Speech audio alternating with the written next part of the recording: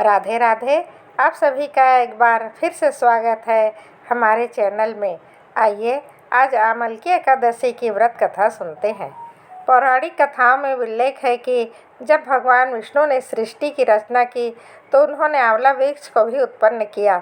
इस वृक्ष के स्मरण मात्र से ही गौ दान करने का फल प्राप्त होता है और आंवले फल के सेवन से व्यक्ति को पुण्य प्राप्त होता है और मोक्ष का मार्ग उसके लिए प्रशस्त होता है। आंवला एकादशी या आमलकी एकादशी का व्रत फागुन मास में शिवरात्रि और होली के बीच मनाया जाता है। इस दिन आंवले वृक्ष का विशेष महत्व होता है। भगवान विष्णु को आंवले का फल अत्यधिक प्रिय है। आंवले के वृक्ष में भगवान विष्णु का वास माना जाता है। स्कंद पुराण में आमलकी एकादशी का वर्णन करते हुए बताया गया है कि यह व्रत सभी पापों को नष्ट करता है और व्यक्ति को सौभाग्यशाली बनाता है। तो चलिए सुनते हैं आमलकी एकादशी की पौराणिक व्रत कथा। प्राचीन समय में एक नगर था जिस नगर का नाम वैदिक था। इस नगर में ब्राह्मण, वैश्य, क्षत्रिय, शूद्र चारों वर्ण अत्यंत सुखी और संतुष्ट थे। नगर में हमेशा उनके मंगलमय स्वर गूंजते रहते थे। वहाँ कोई भी पापी, दुष्ट या नास्तिक नहीं था। इस नगर में चैत्र रथ नाम का एक प्रसिद्ध चंद्रवंशी राजा शासन करता था। यह राजा बहुत ही विद्वान और धार्मिक प्रवृत्ति का था। राज्य में कोई भी गरीब या कंजूस नहीं था। वहाँ के सभी निवासी भगवान विष्णु के भक्त थे और वहाँ के लोग आंवला एकादशी के व्रत को बहुत ही श्रद्धा और भक्ति भाव से करते थे। एक बार फाल्गुन मास के शुक्ल पक्ष की आंवला एकादशी आई। राजा अपने प्रजा के साथ मंदिर गए और वहां उन्होंने कुंभ स्थापित कर धूप, दीप, नैवेद्य, पंच रत्न, छत्र आदि से विधि पूर्वक एकादशी का पूजन किया। उन्होंने आंवला वृक्ष के नीचे भगवान विष्णु की स्तुति भी की। राजा ने आंवला वृक्ष की पूजा करते हुए कहा, आप ब्रह्मा का स्वरूप हो, आप ब्रह्मा से उत्पन्न हुए हैं और सभी पापों का नाश करने वाले हैं। मैं आपको नमन करता हूँ, मेरी भेंट स्वीकार करें। आप श्री रामचंद्र जी द्वारा सम्मानित हैं। मैं आपकी पूजा करता हूँ और प्रार्थना करता हूँ कि मेरे सारे पाप दूर हो जाएं। उस रात सभी भक्तों ने मंदिर में जागरण किया। उसी समय एक शिकारी वहां आया। वह बहुत पापी और दुष्ट था, जो अपने परिवार का पालन पोषण करने के लिए जानवरों का शिकार करता था। उस दिन शिकारी भूखा और प्यासा था। वह मंदिर के कोने में बैठ गया और भगवान विष्णु और एकादशी का महत्व सुनने लगा।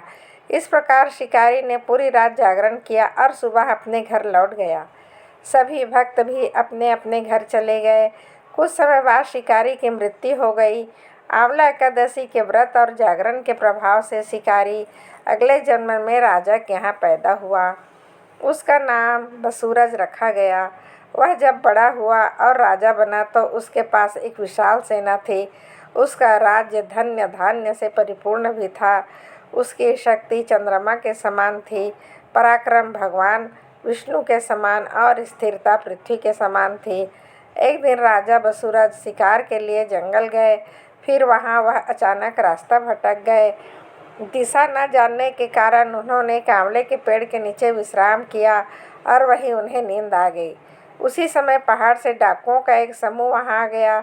उन्होंने राजा को अकेला देखा और चिल्लाने लगे, मारो मारो। डाकुओं ने कहा, इस राजा ने हमारे माता पिता, पुत्र और सभी रिश्तेदार को मार दिया है, इसलिए इसे मार डालना चाहिए। यह कहते हुए डाकुओं ने राजा पर हथियारों से हमला करना शुरू कर दिया।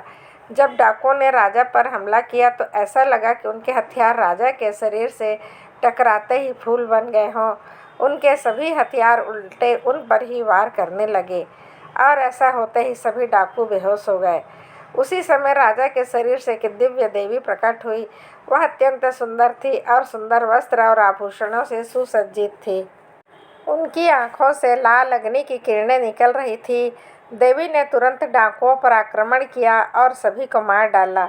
जब राजा बसूरज जागे तो उन्होंने डाकुओं को मृत पाया और सोचा कि इन दुश्मनों को किसने मारा। इस जंगल में ऐसा मेरा शुभचिंतक कौन है। तभी एक आकाशवाणी हुई कि हे राजन, इस संसार में तुम्हारी रक्षा भगवान विष्णु के अलावा और कौन कर सकता है। पिछले जन्म में तुमने अमल की एकादशी के जो व्रत किया उसी का पुण्य है। आकाशवाणी सुनने के बाद राजा अपने राज्य खुशी खुशी लौट आए और शासन करने लगे। तो यह थी अमल की एकादशी व्रत की कथा। जो भी इस व्रत कथा को श्रद्धापूर्वक करता या सुनता है उसके सभी कार्य सफल होते हैं और अंत में वह विष्णु लोक को प्राप्त करता है। तो यह थी अमल की एकादशी की व्रत कथा। आपको यह कथा कैसी लगी कमेंट करके ज़रूर बताएं। साथ ही मेरे चैनल को सब्सक्राइब करना न भूलें। धन्यवाद। राधे राधे।